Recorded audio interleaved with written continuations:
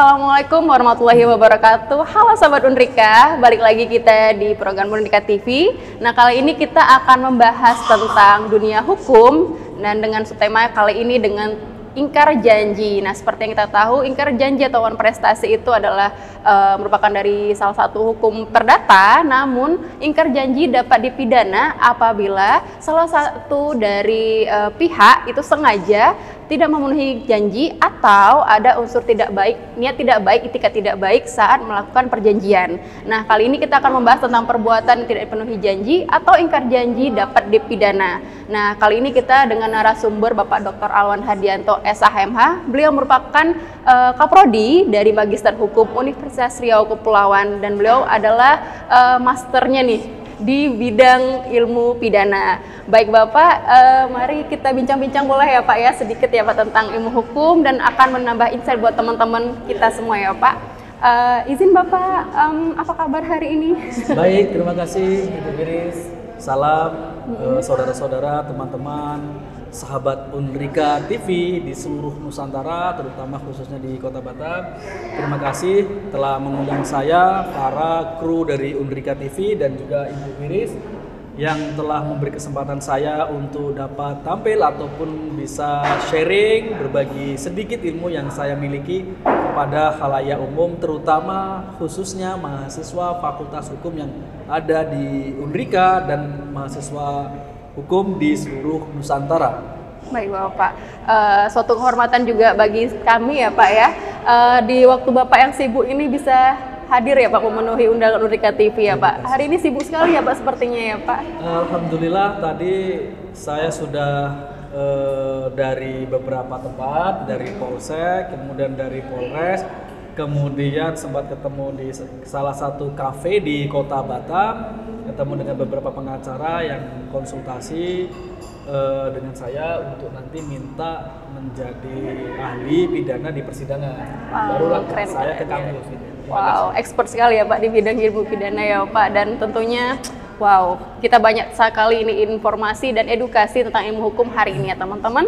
Baik Bapak, sesuai dengan judul kita nih Bapak ya, apa sih Pak ingkar janji menurut ilmu hukum itu ya Pak? Baik, terima kasih. Izin saya menjawab atau berbagi sedikit informasi. Bicara ingkar janji itu kita dapat melihatnya dalam dua perspektif ya. Perspektif pertama, ingkar janji dalam hukum keperdataan.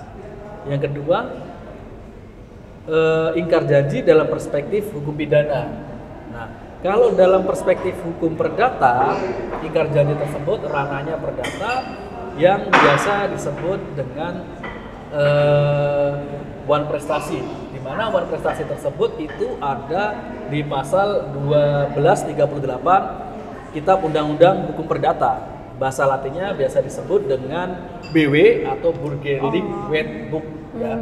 Kemudian kalau dalam perspektif hukum pidana, ingkar janji tersebut berarti ada maksud atau dengan maksud dengan kesengajaan, di mana kita melihat perspektifnya pada Kitab Undang-Undang Hukum Pidana. Di dalam Kitab Undang-Undang Hukum Pidana ada di pasal 378 KUHP, Kitab Undang-Undang Hukum Pidana. Dalam versi bahasa Latin kita menyebutnya dengan WVS atau Wetboek van Strafrecht ya. Oke Bapak, nah Bapak apa saja sih Pak yang bisa menjadi sebab tidak terlaksana janji itu Pak biasanya di ilmu hukum? Baik, terima kasih. Beberapa hal yang dapat melatar belakangi ingkar janji tidak terlaksana di dalam dunia hukum ataupun dalam sebuah perjanjian ya. Salah satunya kalau kita lihat dalam beberapa perspektif dalam konteks implementasi perjanjian kedua belah pihak, misalkan pihak A perusahaan A dan pihak B perusahaan B misalkan seperti itu. Itu bisa jadi karena adanya lalai, adanya ketidaksesuaian dari perjanjian di awal ataupun di perjalanannya waktu, atau bisa juga dalam hal ini itu terlambatnya dalam menjalankan sebuah prestasi. Menjalankan prestasi ini tidak sesuai, misalkan dalam perjanjian tersebut akan tunaikan akan diselesaikan misalkan pada hari ini, misalkan tanggal 5 ya, 5 Juni 2025. Ternyata sampai dengan tanggal dan bulan tahun ini itu tidak dilaksanakan. Ternyata sampai jauh-jauh hari melewati bulan yang ditentukan, tanggal yang ditentukan. Itu sudah masuk kategori ingkar janji dalam perspektif hukum perdata yang ada di pasal 1238 KUH Perdata atau Burgerlijk Wetboek. Oke, berarti Pak, ingkar janji ini Pak lebih banyaknya dalam suatu perjanjian di perusahaan atau ada hal lain nggak Pak, misalnya seperti itu Pak? Lebih banyak case-nya gitu Pak? Dalam perspektif perdata ya, dalam perspektif perdata, ingkar janji ini tidak hanya dapat terjadi implementasinya pada perusahaan. Tetapi bisa juga dalam hal ini perseorangan. Baik orang A misalkan dengan orang B yang membuat perjanjian, menyepakati atau mengikatkan dirinya. Memang di situ konteksnya adalah perjanjian dan ada kesepakatan. Kalau hanya kita pada perspektif perdata, maka dalam hal ini itu bisa kita selesaikan ketika prestasinya atau janji tersebut dapat ditunaikan. Tapi kalau tidak ditunaikan, masih ranahnya berprestasi atau ingkar janji tadi. Tapi akan berbeda jika dalam konteks hukum pidana. Dalam konteks hukum pidana berarti ada rangkaian kebohongan sejak awal itu memang dugaannya atau diduga karena ingin menipu. Siap. Menarik. Wow. Berarti itu seperti gini Pak. Misal kalau perseorangan dengan pembahasan yang tadi sama seperti mau minjem uang gitu ya Pak. Minjem uang kemudian dia janji nih mau bayar. Ternyata dia melakukan ingkar janji dan itu termasuk pidana penipuan berarti ya Pak? Atau apa itu termasuk ingkar janji? Iya. Itu bisa kita lihat dalam dua perspektif ataupun dua cabang keilmuan ya, hukum pidana dan hukum perdata. Jadi konteksnya sebenarnya hampir sama. Ini beda tipis ya antara one prestasi dengan hukum pidana tindak pidana penipuan. Kalau hanya sebatas tidak menjalankan saja atau sudah dijalankan tetapi tidak full atau tidak semestinya, itu beberapa orang akan berpendapat bahwa itu kan prestasi. Tetapi di satu sisi itu juga bisa menjadi pidana. Nah, konteksnya sebagian besar bahkan sampai dengan sekarang tahun 2025 tidak hanya mahasiswa hukum, dosen hukum, praktisi hukum dari dunia kepolisian, kita sebut dari dunia kejaksaan, penegak hukum tersebut kadang berpendapat semua hal yang dimulai dengan aspek-aspek perjanjian itu adalah perdata, termasuk ketika ingkar janji. Tapi sampai sejauh manakah ingkar janji wan prestasi tersebut? Kalau memang dia tidak ada itikat baik, maka dalam hal ini kita patut menduga dalam hukum pidana catatannya memang kita tidak langsung dapat curiga, mentersangkakan orang itu tidak boleh, tapi patut diduga itu adalah dugaan-dugaan tidak pidana sebagaimana dugaan tidak pidana di penipuan pasal 378 KUHP. Gini Pak, dari yang Bapak jelaskan tadi, indikator-indikator dia sudah kita dikategorikan menipu itu tadi Pak. Ingkar janji yang dapat dipidanakan itu apa Pak ya?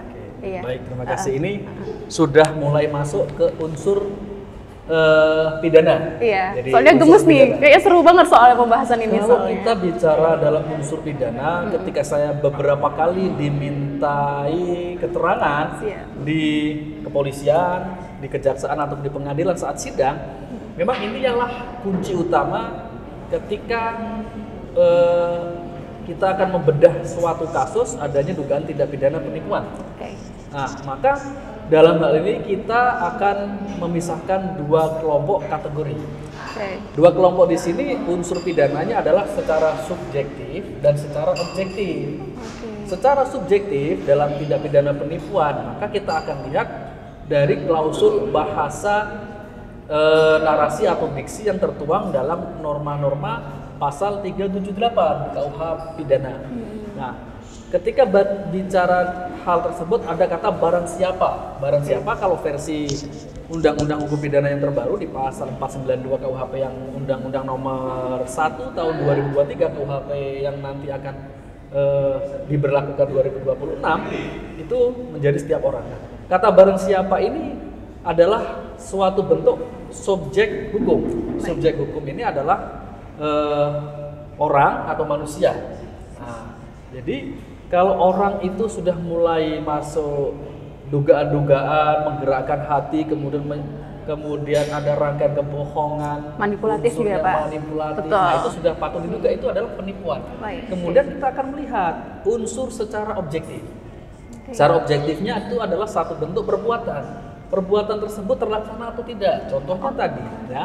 Contohnya tadi dalam satu perikatan perjanjian akan dibayarkan misalkan tahun 2025 tanggal 5 Juni misalkan.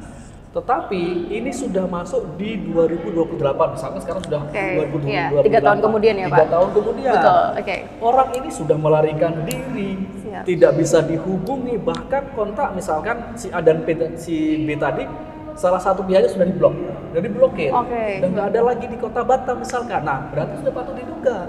Ini dibuat perjanjian tadi, kesepakatan tadi, memang perdata, pure murni, tetapi karena ada unsur yang dalam hal ini perbuatan tadi secara objektifnya meyakinkan seseorang, menggerakkan hati seseorang tadi, kemudian ada rangkaian kebohongan ditambah itikat buruk, melarikan diri, jelas. Saya meyakinkan itu adalah dugaan tindak pidana penipuan, begitu.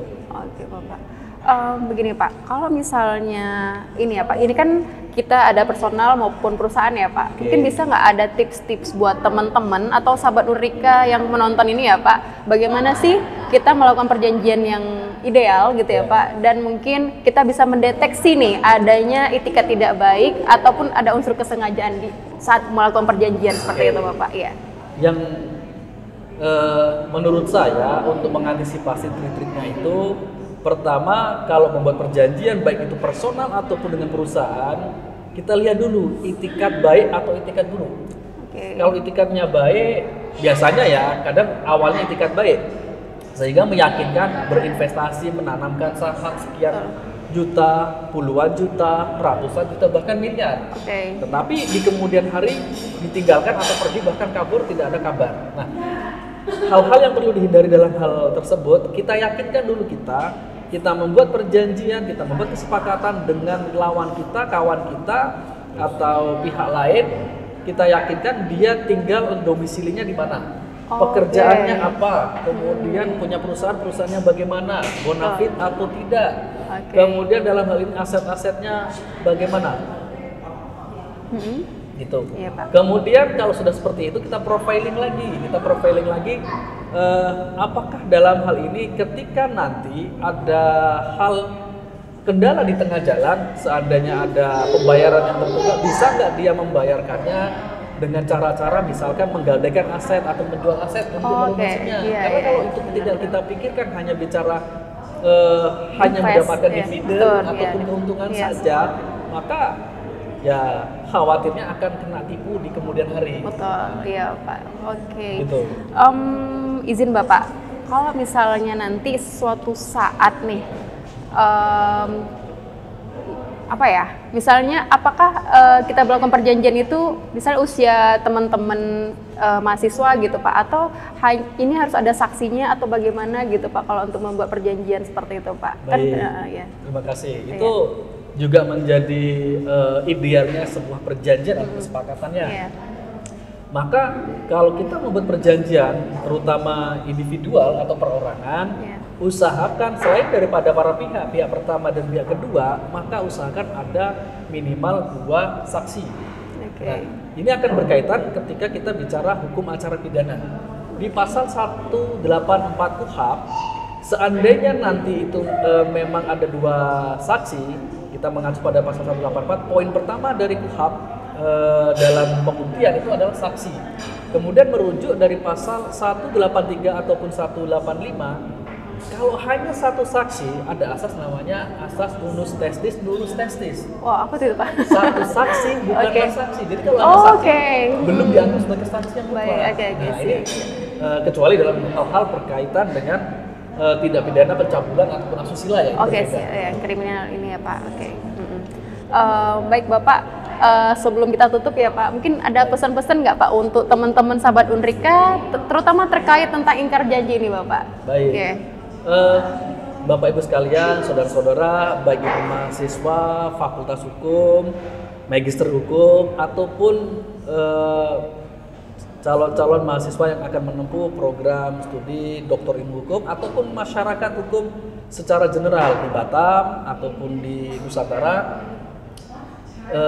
Satu ya yang ingin saya sampaikan berkaitan dengan sebuah perjanjian yang bisa menjadi pidana. Pertama, ingat dan perlu diwaspadai itikat baik dari para pihak itu seperti apa. Sehingga kita yakinkan diri kita melakukan perjanjian atau kesepakatan itu kita tidak akan ditipu. Karena biasanya tindak pidana penipuan itu karena ada kesepakatan ataupun ada sebuah perjanjian. Pertama itu, yang kedua adalah karena rasa percaya. Betul. Orang yang ditipu biasanya karena rasa percaya tinggi kepada si penipu kan gitu, ataupun kawannya. Ada unsur kedekatan ya Pak. Si A dan si B ini kan dekat. Karena sudah dekat, ditawarkanlah satu untuk melakukan perjanjian atau kesepakatan, membuat kerjasama apa dan segala macam. Maka tadi saya sampaikan, saya bilang dugaan tindak pidana penipuan itu biasanya karena ada kesepakatan, ada kerjasama, ada perjanjian. Sudah percaya, kemudian membuat kesepakatan akan dijalankanlah usaha tersebut. Betul. Di kemudian hari muncullah niat atau mens rea.